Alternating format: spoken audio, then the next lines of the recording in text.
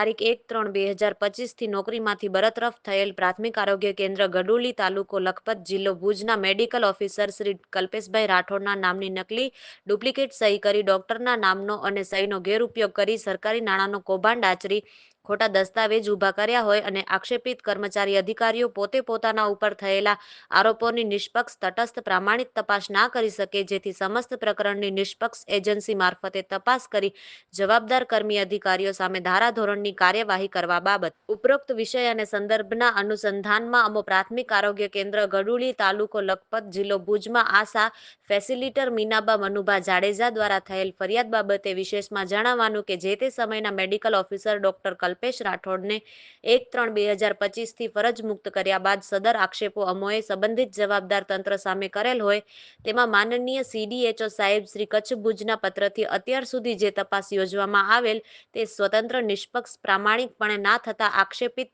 જવાબદાર લોકો સાચા અર્થમાં બચી રહ્યા છે અને વાસ્તવમાં જે લોકો ઉપર આક્ષેપ કે આરોપનામું છે તેવા અધિકારીઓ દ્વારા તપાસ કરવામાં આવે છે તે કેટલા અંશે યોગ્ય છે.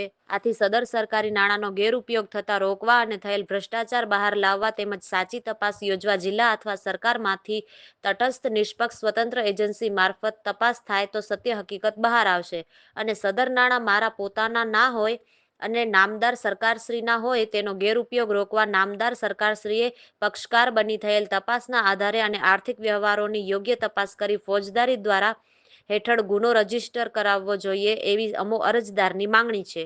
સદર પ્રકરણમાં FHS MPHS ની સહીથી ખાતું ઓપરેટ કરેલ હતું એવું આપના પત્રમાં જણાવેલ છે, પરંતુ આવા નાના કર્મચારીઓના થયેલ ભ્રષ્ટાચાર વ્યવહાર સાથે કોઈ સંબંધ નથી તે હકીકત ખરી છે. તેમનો આ પ્રકરણમાં કોઈ રોલ બનતો નથી અને સદર પ્રકરણને ગેરમાર્ગે લઈ જવામાં આવે છે. પ્રકરણમાં વિશેષમાં જણાવવાનું કે આર્થિક વ્યવહાર, લેવડ દેવડ જેવી બાબતને ડાયવર્ટ કરીને અન્ય જગ્યાએ ધ્યાન ભટકાવવાની જરૂરિયાત લાગતી નથી, પરંતુ આ પ્રકરણમાં યોગ્ય તપાસ દ્વારા કોને ખોટા નાણાકીય વ્યવહાર કર્યા, કોને ખોટી નકલ સહીઓ કરી, કોને તમામ ખોટા બિલ બનાવ્યા તે બાબતની ગંભીર ઝીણવટભરી તપાસનો વિષય છે, જે તપાસ આજ દિન સુધી થયેલ નથી. આજ દિવસ સુધી જે તપાસ થઈ તેમાં કોઈની જવાબદારી ફિક્સ કરેલ નથી અને ગોળ ગોળ તપાસ ચાલી રહેલ છે.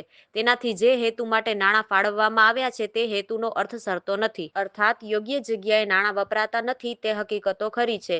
સદર તમામ પ્રકરણમાં મારી નામદાર સરકારશ્રીને વિનંતી છે કે 1-3-2025 બાદ થયેલ તમામ નાણાકીય લેવડ દેવડ, ઇસ્યુ થયેલ ચેક, બિલ, દસ્તાવેજની ઝીણવટભરી તપાસ કરવા નામદાર સરકારશ્રીને નમ્ર વિનંતી છે. સદર પ્રકરણમાં અમો સામાન્ય કક્ષાના નાના કર્મચારી હોય અમો સાથે માનસિક ત્રાસ, કોઈપણ રીતે અમોને દબાવવાની કોશિશ, હેરાન પરેશાન કરવાની પ્રક્રિયા હાલમાં થઈ રહી છે, જેથી અમે અરજદાર ઉપર માનસિક ત્રાસ અનુભવી રહ્યા છીએ. એટલું જ નહીં પરંતુ અમે અરજદાર વિરુદ્ધ અમારા સહકર્મીઓ અને સ્ટાફના બીજા કર્મચારીઓ અમારા વિરુદ્ધ ઊભા કરાવીને અમને હેરાન પરેશાન કરવાની કોશિશ થઈ રહી છે, જેનું મૂળ કારણ સદર પ્રકરણના આક્ષેપિત જવાબદારો આ તપાસ બંધ કરાવવા માંગે છે અને સમસ્ત ભ્રષ્ટાચાર દબાવવા માંગે છે. ઉપરોક્ત તમામ હકીકત ખરી હોય અમારા જેવા નાના કર્મચારીને બચાવવા અને ભ્રષ્ટાચાર બહાર લાવવા સ્વતંત્ર, નિષ્પક્ષ એજન્સીને તપાસ સોંપીને કાયદેસરની કાર્યવાહી કરવા નામદાર સરકારશ્રીને નમ્ર અરજ છે.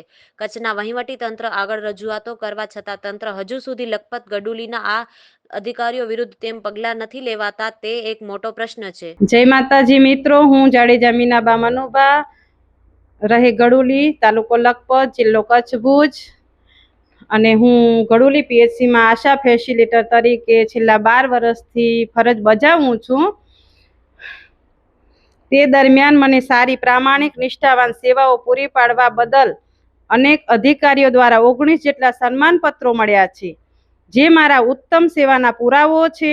છતાં ગત 1 વર્ષથી ગડુલી PHC સેન્ટરના કર્મચારીઓ જેવા કે મનીષા ભાલિયા, સરલા વાડા, માનબાઈ જેપાર, CHO જયેશ પરમાર